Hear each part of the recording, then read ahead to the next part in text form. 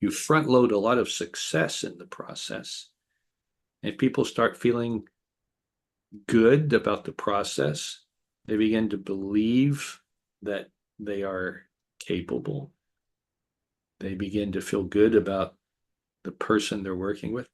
So, for example, we were doing a study in New Orleans where we were training people in their home who had dementia to look at a calendar each day, and the calendar would have a list of 5 things they could do that day. So the training was, how do you know what to do today? I look at my calendar. Okay. So we had a gentleman with Alzheimer's disease. He was having trouble even being able to repeat, look at my calendar, okay, on immediate recall. And so I was sending people out in pairs. One was a guy, Alan Stevens, who's now endowed chair, and there was Gene Foss, who was a associate dean, but this was in their graduate school days. And so after a couple of sessions, it just wasn't working.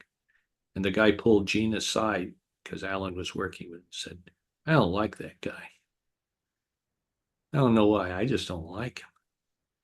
So they came back and I said, all right, well, here's what we have to do. This isn't working, but what strengths, what abilities does this guy have? Can he read?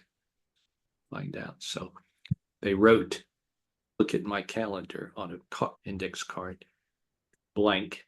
So Alan starts working with him. When I ask you this, your job is to reach, flip it over, and read what's there.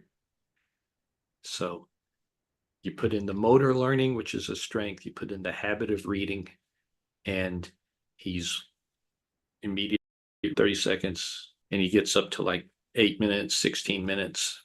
And the next session, the card said, look at my. He fills in the word calendar. It's a fading cues technique paired with spaced retrieval. And he went from unable to verbally say in response to the prompt, go look at my calendar, to he woke up in the morning, went to his calendar, stepped outside, looked at his wife and said, it rained last night. What should I do instead?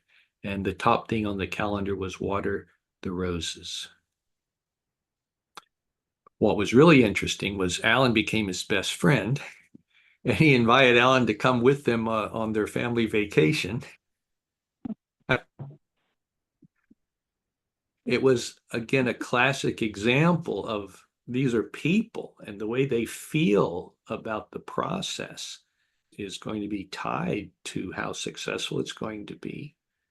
And you really do need to not treat people as robots. They're not. And you have to be able to, the person-centered approach for the use of spaced retrieval. It has to be individualized. But when it is, you can really take it a long, long way. It's about doing everything you can to enable a person with memory impairment to succeed.